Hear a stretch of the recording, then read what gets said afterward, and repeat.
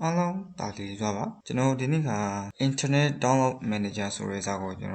Sabai download low big, Sabai install Laura Police, Property Prepared. Internet Download Manager Nibigate, Sa Conjo Shilesoga General, Internet General, the video be prepared, the Hambe prepared, general software Kube prepared, the Hambe prepared, Tikama prepared, the Hama prepared, download Suria can navigate. အမြန်ဆုံးနဲ့ဒီ speed ကိုသူတို့အမြန်ဆုံး speed ကိုတန်ပြီးခဲ့ကျွန်တော်တို့သူတို့ download ဆွဲလာပြီးနိုင်ပါတယ်။ Okay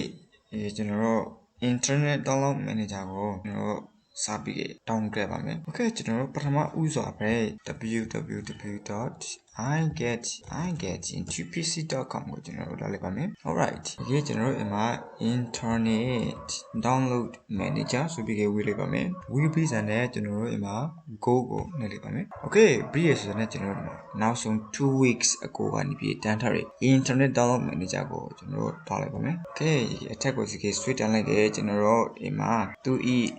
software ကြီးဖွင့်လိုက်ကျွန်တော်တို့ install လုပ်ပြီးပွင့်လာဖို့ပုံစံမျိုးဖိတ်ပါတယ်။ဒီစားလေးတော့မှာအစားကနေပြီးကျွန်တော်တို့သူ software ကြီးအချက်လက်ဖိတ်ပါတယ်ကျွန်တော်တို့ဒီ download file size ကနေပြီးစစ်တဲ့ MB ပဲရှိပါတယ်။ခဲ့ပြီး password လိုပါတယ် password ကအမြဲတမ်းလိုပါတယ်ကျွန်တော်တို့ password ကနေပြီးကျွန်တော်တို့ဒီ file ကို download ပြီးစံနဲ့ကျွန်တော်တို့ဒီမှာ zip file ကိုနေပြီးဖွင့်ရခြင်းကကျွန်တော်တို့password ကိုလိုပါတယ်ဒီ password ကိုမှတ်ထားဖို့လိုပါတယ် igetintopc.com Okay ဒီကျွန်တော်တို့စာပြီး download တာကိုနှိပ်လိုက်ခဲ့ပါမယ် password is always igetintopc.com Okay ပြီးစံနဲ့ကျွန်တော်တို့download ကိုနှိပ်လိုက်ပါမယ် send anyway ကိုနှိပ်ရပါဖို့ဒီမှာတန share ဆောင်အောင်ပါဖို့ Okay ကျွန်တော်မှာက internet download manager တခါတည်းရှိပြီးသားဖြစ်လို့ internet download manager အနေပြီးသူက down ဖို့ဟိုဒါသူ access က direct time ပဲရှိပါတယ်ကျွန်တော်မှာဆိုရင်ဒီ start download ကိုနှိပ်လိုက်ကြတာပါဒီကအမျိုးတို့မှာဆိုရင်ဒီအောက်ကနေပြီး Chrome download ထဲကနေပြီး download ဖို့ဖိတ်ပါတယ် Chrome download ထဲမှာနေပြီး download ဖို့ဖိတ်ပါတယ် Okay ဒီကျွန်တော်တို့ download ပြီးစံတဲ့နေပြီးကျွန်တော်တို့ညာ zip file ဟင်းနေရာကိုလာခဲ့ပါမယ်ကို download ဆွဲထားတဲ့ file တော့ကိုလာပါဖို့ကျွန်တော်မှာဆိုရင်အနောက်မှာ down ထားစာကျွန်တော် file မှာ file down ရကနေပြီးဒီအထက်မှာထည့်ထားလို့ကျွန်တော်က A ထဲကနေပြီးလာရပါဖို့ Okay ဒီ internet download manager ဆိုတဲ့ file နာမည်နဲ့ကျွန်တော်လာရပါဖို့ Okay ဒီစာဝင်နေပြီးကျွန်တော် right click ထားပါမယ်ဒီ file ကိုပြီးစနဲ့ပြီးခဲ့ကျွန်တော် window 11မှာကျွန်တော်အနောက်မှာနေပြီးလောက်လိုက်ပါဖို့ Okay extract here ကိုနှိပ်လိုက်ပါမယ် Okay ပြီးစနဲ့ကျွန်တော် password ခုနက password ကိုထည့်ပါဖို့ I get in the money be show password ကိုနှိပ်ထားခဲ့ပို့ကောင်းပါတယ်ဒါနဲ့မှာဆိုဒါပဲလို့ဆိုကိုနှိပ်တဲ့ password အနောက်မှာပို့ခဲ့မှန်ခဲ့ပို့ပြီးရန်ပါတယ်တခါကြခဲ့ကျွန်တော်တို့ဒီမြန်မာစာဖိတ်နေတဲ့ပြီးတစ်ခေါက်တိလိမ့်မယ်နှစ်ခေါက်တိလိမ့်မယ်ဖိတ်တတ်ပါတယ် Okay I get into pc.com Okay ရတဲ့နေစနေပြီး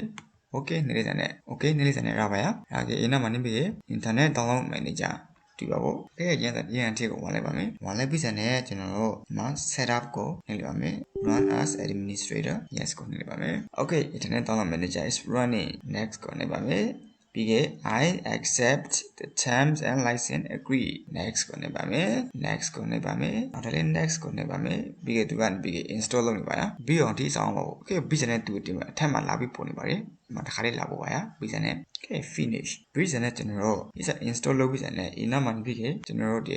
Windows security protection ကိုလာပြီးပိတ်ရပါပေါ့မဟုတ်လို့ရှိရင်သူကနေပြီးခဲ့သူ register file ကိုနေပြီးသူတို့ဒါလို့ဖိုင်ခွင့်မပြပါ install လုပ်ဖိုင်ခွင့်မပြပါ computer security ကနေပြီး Okay ကျွန်တော်တို့ exam မှာနေပြီး exam ချက်ကို off လုပ်လိုက်ပါမယ်ပြီးစနဲ့ကျွန်တော်တို့အထက်ဆုံးက file ကိုကျွန်တော်တို့လောက်ပါမယ်ပြီးစနဲ့ path ကိုလောက်ပါမယ် patch ကိုလောက်ပြီးစနဲ့ run key ကိုကျွန်တော်နှိပ်ပါမယ် Are you sure you want to continue yes ကိုနှိပ်ပါမယ် Okay ပြီးလက်စနဲ့ကျွန်တော်တို့နောက်ကိုပြန်ဆုပ်ပါမယ်ပြီး activation ကိုလောက်ပါမယ်ပြီး activation မှာအထက်ဆုံးက activation ကိုကျွန်တော်တို့ right click ထောက်ပြီး run as administrator ကိုလောက်ပါမယ်ဒီအတိုင်းပေါ်လာပါလိမ့်မယ်ဒီအတိုင်းပေါ်လာတဲ့ကျွန်တော်တို့ activate IDM ကိုလုပ်ဖို့အတွက်ကျွန်တော်တို့ဒီမှာ English နဲ့ number 8ကိုနှိပ်ပြရပါမယ်မှန်ပြီ English form ဖိတ်လို့ပါတယ်ကိုပြီး number 8ကိုနှိပ်လိုက်စနဲ့သူ register run နေပါရ Okay အောင်လို့ပြီးစနဲ့သူအရှုပ် file ကိုထောင်းပါလိမ့်မယ် auto ကိုတစ်ခုလေးလောက်စရာမလိုပါရှေ့ဆောင်လိုက်ပါမယ် Okay IDM is successfully activated ရန်စာရှိအစီအောင်စာတန်းရှိပေါ်လာတဲ့ကျွန်တော်တို့ရပါရထွက်လိုက်လို့ရပါရကျွန်တော်တို့ နောက်ခါကိုနှိပ်လိုက်ရပါတယ်မှာထွက်လိုက်ရပါတယ် okay ပြီးတဲ့ကျွန်တော်တို့ web ကျွန်တော်တို့ YouTube ကပဲဖက်ကျွန်တော်တို့တခုခု log down ကြည့်ရပါမယ် okay YouTube ကကျွန်တော်တို့တိခဏကို log down ကြည့်ရပါမယ် okay ပြီးတဲ့ကျွန်တော်တို့ဒီ Google Chrome မှာနေပြီး sorry Google Chrome မှာနေပြီးဖွင့်ထားတာပါပေါ့ဒီစာပေါ်နေခါမှာပါပေါ့ Google Chrome မှာမရှိလို့ရှိဒီ extension မှာနေပြီး log download ရပါတယ် extension မှာနေပြီးဒီမှာ extension မှာနေပြီး log download ရပါတယ်ဒီမှာနေပြီး internet download manager တော့မဟုတ်နေပြီး IDM လို့နှိပ်လိုက်စနဲ့ပေါ်လာပါလိမ့်မယ်ဒီမှာရတာပေါ့ download ကြီးရပါရ okay ပြီးကျွန်တော်အစားဝင်ပြီးဖွင့်ထားတာပေါ့ဖွင့်ပြီးစနဲ့ကျွန်တော် refresh လုပ်ပါမယ် refresh လုပ်ပြီးစနဲ့အမှဒါလေးလာပေါ်ပါရအထက်မှာကိုလေးလောက်ကြမလို့ပါရကျွန်တော် download this video ကိုနှိပ်ပါမယ် quality ကိုဝီလို့ရပါတယ်ခဏရနှိပ်စီအစားနေပြီးအထက်ဆုံးဖြစ်ပါတယ်သူ quality က okay ဒီခဏရနှိပ်စီကိုနှိပ်ပါမယ် okay ပြီးစနဲ့အမှနေပြီးဇာ file မှာနေပြီးလာထည့်ပါဘူးလေ okay ဇာ file မှာနေပြီးလာထည့်ပါဘူးလေကျွန်တော်ကနေပြီး edit မှာ music မှာလာထည့်လိုက်ပါမယ် save ပြီးစနဲ့ download ကိုနှိပ်လိုက်ပါမယ်တစ်စက္ကန့်တော့မှမကပါရှင်းနဲ့ပြီးပါရဒီမှာမှန်ရအတိုင်းပါ okay open folder ကိုနှိပ်လိုက်စနဲ့ကျွန်တော်တို့ဒီမှာ video file လုံးဝတစ်စက္ကန့်တော့မှမကဘဲနဲ့3မိနစ်စာ video 3မိနစ်နဲ့15စက္ကန့် array video ကိုနေပြီးတစ်စက္ကန့်တော့မှမကလိုက်ပါဒီ internet download manager ကနေပြီးတပြန်ဂရီအဆံပြေလို့ပို့လို့ရပါတယ်ကျွန်တော်တို့internet ကတခု download လုပ်ဖို့အတွက်ဒီနေ့က popular တွေဘာခါစားရှိကိုအောင်းလို့သူအဆံပြေဖို့လို့ထားပါရကျေးဇူးအများကြီးတင်ပါတယ်နောက်ထပ်ဗီဒီယိုမှာပြန်ပြီးတွေ့ခဲ့ပါဖို့